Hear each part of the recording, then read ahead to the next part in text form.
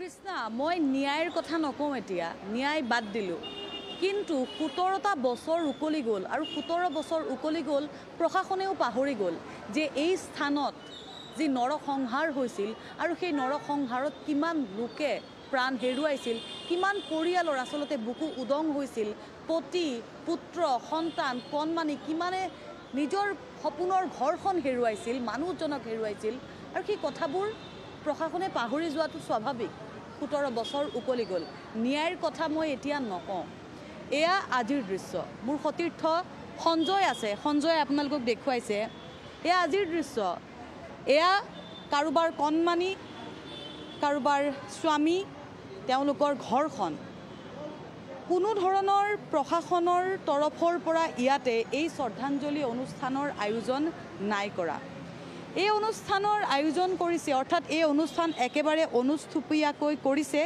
পৰিয়ালে মই এখন তালিকা মই কিছু মন্তব্য ল'ম তেওঁলোকৰ পৰা সেই মন্তব্যসমূহ ল'বলৈ মই যত্ন কৰিম তাৰ লগতে পৰিয়ালৰ সৈতেও মই কিছু কথা পাতিবলৈ এই মুহূৰ্তত যত্ন কৰিম যে কেনে ধৰণে তেওঁলোকে আজিৰ দিনটোত তেওঁলোকৰ যি হেৰুৱাইছিল ঘৰখন কেনে ধৰণে বিচাৰিছে মই অকণমান জানিবলৈ চেষ্টা কৰিছোঁ বাইদেউ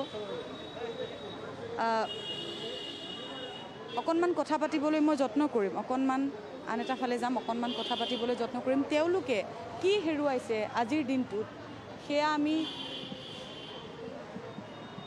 জানিম বাইদেউ আপোনাৰ এফালে আহক অকণমান আপুনি ইয়াতে এতিয়া আহিছে কোন হেৰুৱাইছে আপুনি মোৰ হাজবেণ্ড ঢুকাইছিল মোৰ স্বামী ঢুকাইছিল সুনন্দ কলিতা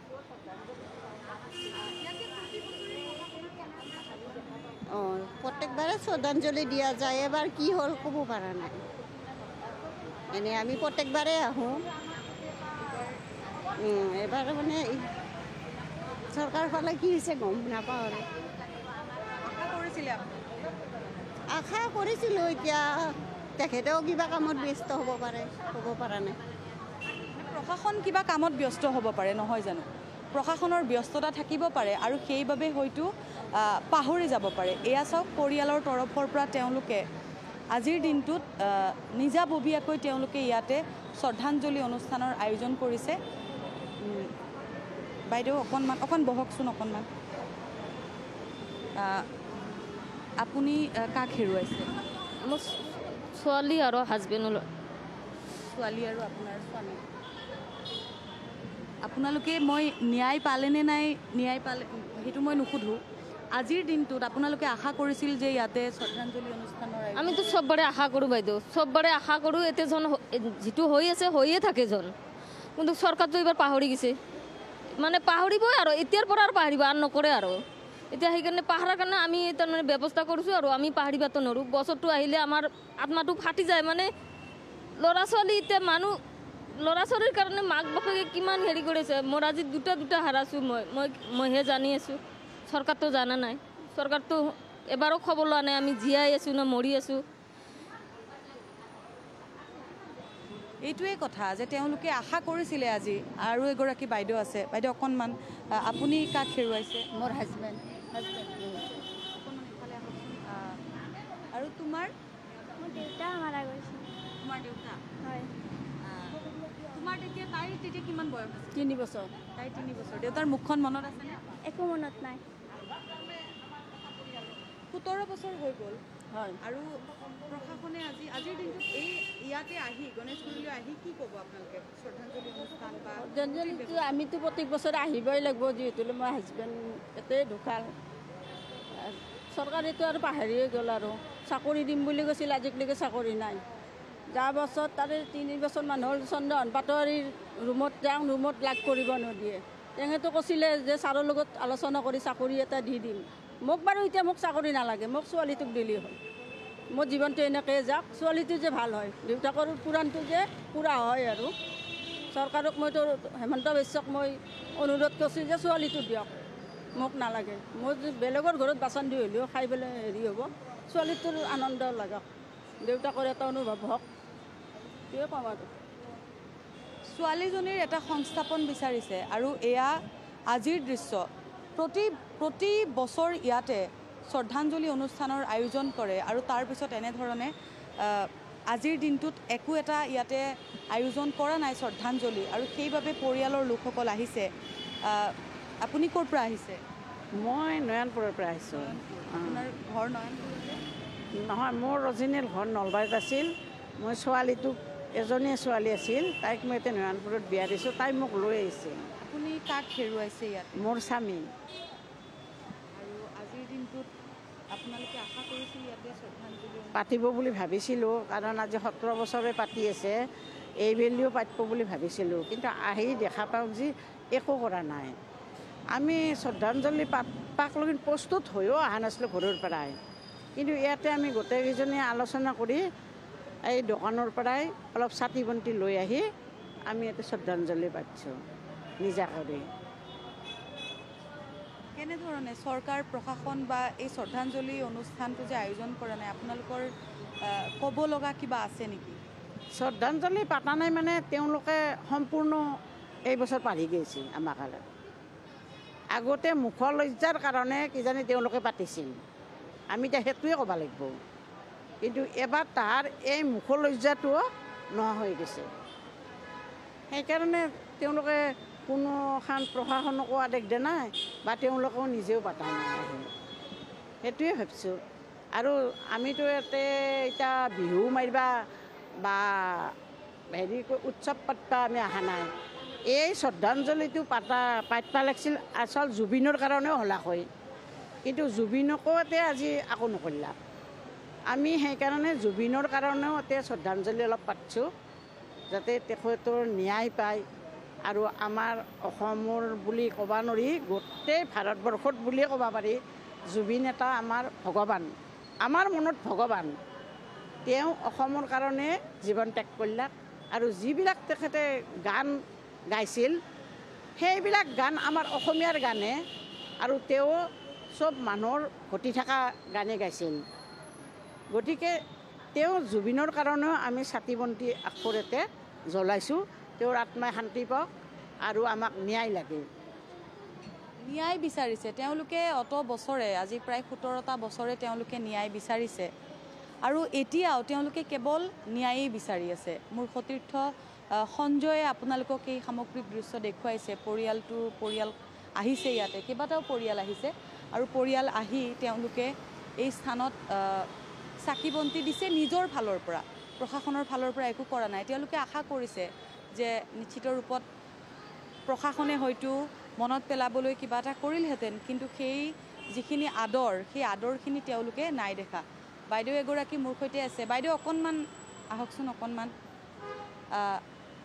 আপুনি ক'ৰ পৰা আহিছে? অকণমান এইফালে আহক। আপুনি ক'ৰ পৰা আহিছে?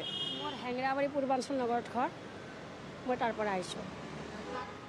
আপুনি যদিও সুধি থাকিলে আচলতে সেই ঘাঁডোখৰ বেছিকৈ বহলি যায়, মই যদি সুধি থাকোঁ, তথাপিতো মই সুধিছোঁ কাক হেৰুৱাইছে? মোৰ হাজবেণ্ড আছিল ৰাজেশ চৌধুৰী, তেওঁ 2008 চনত মানে নিহত হ'ল। আজিলৈকেতো তোমালোকে গমেই পোৱা আৰু তোমালোকে গোটেই মিডিয়াত দেখাই আছ। আমাৰ এতিয়া এনেকুৱা হৈছে নহয়, আমিতো আৰু পাহৰিব নোৱাৰিম, বাকী চবে পাহৰি গ'ল, আমিতো পাহৰিব নোৱাৰিম। গতিকে এতিয়া আজি চৰকাৰৰ এনেকুৱা হৈছে নহয়, সিহঁতে মানে এখন চাকি ধূপ দিয়াৰ কাৰণে মানে সিহঁতৰ সেই নোহোৱা হৈছে, আমাক এনেকৈ মানে সেই কৰি দিলে। আমিতো ন্যায় নাপালোঁ। গতিকে ন্যায় নাপালোঁ, আমি এটা ভাবিছোঁ কি জানে না, যে আমাৰ ল'ৰা ছোৱালীকেইটাক আমি বিপথে পৰিচালিত হ'ব দিব নোৱাৰোঁ। সেইকাৰণে আমাৰ গোটেই পৰিয়ালকেইটাই কষ্ট কৰি ল'ৰা ছোৱালী ডাঙৰ দীঘল কৰি আজি মানুহৰ মানে লেখত পৰিছে আৰু। গতিকে আমি চৰকাৰক আশা কৰি আমি ইয়াতে বহি থকা নাই। আমাৰ কথা হ'ল যে এই যে বস্তু যে অকণ বৰাৰ দিনত, তৰুণ গগৈৰ দিনত যে পাতিছিল, এই বস্তুটো যিহেতু পাতি থৈ গৈছে, এইটোতো আমি পাহৰিব নোৱাৰোঁ। আজি 30 অক্টোবৰ বুলি চৰকাৰৰ ফালৰ পৰা এগছি চাকি জ্বলাব লাগিছিল, গতিকে তেখেতসকলে আজি সেইখিনি পাহৰি গ'ল। সেইকাৰণে আমি নিজাববীয়াকৈ আহি গোটেই এটা পৰিয়ালে লগ হৈ আমি ইয়াতে অকণমান নাম প্ৰসংগ কৰিম বুলি ভাবিছোঁ। এইখিনিতে আৰু বেলেগ একো নাই, আৰু বেলেগ বিচাৰি আশা কৰি একো লাভো নাই আমাৰ। আমি বহুত চকুৰ পানী টুকিলোঁ, আজি 18 বছৰ হ'ল। তাৰে লগতে আৰু জুবিন আমাৰ এই মঞ্চত একেলগে আমাক সাহস দিয়া মানুহ এজন আছিল, আজি তেওঁক হেৰাই আৰু বহুত দুখ পাই আছোঁ। জুবিন দাই আমাক সাৱটি ধৰি কৈছিল যে বাইদেউ আপোনালোকে বাচি থাকিব লাগিব, আপোনালোকৰ কাৰণে আমি আছোঁ নহয়, আপুনি একো টেনশ্যন নল'ব, সেনেকৈ মোক সাহস দিছিল। গতিকে মই এই মঞ্চৰ পৰা এটাই কৈছোঁ, জাষ্টিছ ফৰ জুবিন। জুবিনে ন্যায় পাব লাগিব। আমাৰ ক্ষেত্ৰত যি কৰিলে আৰু, কিন্তু জুবিনৰ ক্ষেত্ৰত যাতে চৰকাৰে লেহেমীয়া নকৰে আৰু, বছ এইটোৱে কৈছোঁ মই। ঠিক আছে। এয়াই এবাৰ এটা কথা তৃষ্ণা, ভাবক তেওঁ নিজৰ স্বামীক হেৰুৱাইছে, তেওঁ কৈছে আমাৰ লগত যি হ'ল আমি ন্যায় নাপালোঁ, আমি মানি লৈছোঁ আমি ন্যায় নাপালোঁ। সেই NDFBৰ যি নৰসংহাৰ আছিল, সেই NDFBৰ নৰসংহাৰত সেই গোটেই যি আছিল আচলতে অভিযুক্ত যি আছিল, সেয়া VIP ট্ৰিটমেণ্ট লৈ আছে। আমি সেইবোৰৰ কথা আমি নকওঁ, কিন্তু এতিয়াও নিজৰ স্বামীক, নিজৰ সন্তানক হেৰুৱাই কৈছে আমাৰ লগত যি হ'ল, কিন্তু জুবিন গাৰ্গৰ লগত যাতে সেয়া নহয়। কিমান মৰম থাকিব লাগিব। মই আছোঁ এতিয়া গণেশগুৰিত, আৰু য'ত আচলতে বোমা বিস্ফোৰণ হৈছিল 30 অক্টোবৰত, আৰু সেই স্থানত আছোঁ। আৰু প্ৰায় এই স্থানত কিমান লোকৰ মৃত্যু হৈছিল জানেনে? 53গৰাকী লোকৰ মৃত্যু হৈছিল। আৰু প্ৰশাসনৰ তৰফৰ পৰা এখন ফলক, যিখন ফলকত যিমান লোকৰ মৃত্যু হৈছিল, নিহত হৈছিল, সেই লোকসকলৰ নাম সহিতে এখন ফলক আঁৰিয়েই তেওঁলোকে দায়িত্ব সামৰিছে। এয়া আজিৰ দৃশ্য। ইয়াৰ আগলৈকে 2024 চনলৈকে কিন্তু এই স্থানত প্ৰশাসনে শ্ৰদ্ধাঞ্জলি অনুষ্ঠানৰ আয়োজন কৰিছিল।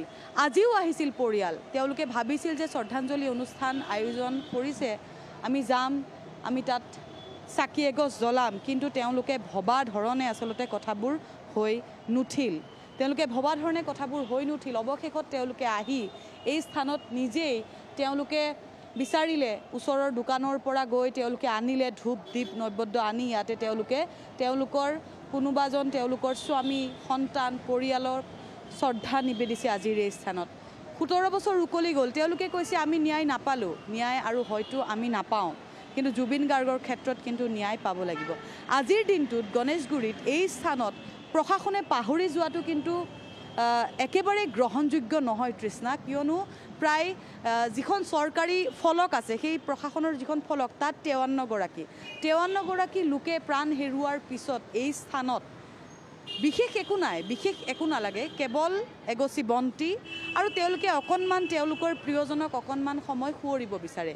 সেইখিনিৰ পৰাও আচলতে তেওঁলোকক বঞ্চিত কৰা হৈছে নেকি, বঞ্চিত কৰা হ'ল নেকি? আমি বহুজনৰে মন্তব্য লৈছোঁ, তেওঁলোক আহি নিজাববীয়াকৈ প্ৰচেষ্টা হাতত লৈছে। আৰু এগৰাকী বাইদেউ আছে, জ্ঞাপন কৰিছোঁ আপুনি পৰিৱেশ দেখুৱালে। আৰু এয়া গণেশগুৰি উৰণ সেতুৰ তলৰ পৰিৱেশ, ধূপ দীপ নৈবেদ্য লৈ তেওঁলোকে সেই নিজৰ আত্মীয় স্বজনক তেওঁলোকে যি হেৰুৱালে তেওঁলোকক শ্ৰদ্ধাঞ্জলি জনাইছে। কিন্তু আজিৰ দিনটোত চৰকাৰ প্ৰশাসনে তেওঁলোকক পাহৰি গ'ল, NDFBৰ নৰসংহাৰৰ কথা পাহৰি গ'ল। সেয়া যথেষ্ট দুৰ্ভাগ্যজনক, কিন্তু এতিয়াও তেওঁলোকৰ হৃদয়ত সেইসকল লোক আছে, তেওঁলোকে ন্যায় বিচাৰিছে। আজিও তেওঁলোকে ন্যায় বিচাৰি কাকুতি মিনতি কৰিব লগা হৈছে চৰকাৰ প্ৰশাসনৰ ওচৰত।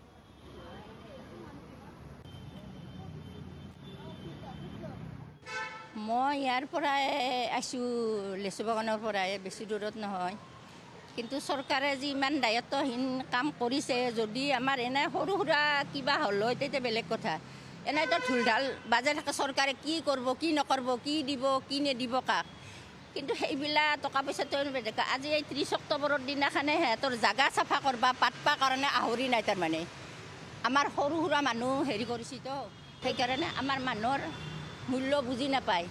আমাৰ জেগাত যদি সিহঁতৰ ল'ৰা ছোৱালী হ'লেও তেতিয়া বুজি পালা হয়, দেহাৰ মাংস টুকুৰা গেলে কিমান দুখ পায়। গতিকে চৰকাৰক এইখিনিয়ে কম, আৰু বেলেগ কি ক'ম। চৰকাৰ হেৰি হৈ গৈছে, এনে ঢোল ঢাল বাজে, গোটেই অমুক কৰিছে, ভহুক কৰিছে, উন্নয়ন কৰিছে, কিবা কৰিছে, কিন্তু আজি 30 অক্টোবৰৰ দিনাখনে কোনো আহি ইয়াতে দেখা দিয়া নাই। মোৰ ল'ৰা মণি বৰ্মন ল'ৰা ঢুকাইছিল ইয়াতে, গতিকে আমি চৰকাৰে নকৰিলেতো আমাৰ কৰ্তব্য আমি আহিব লাগিব, তথাপি আমি চাই আছোঁ।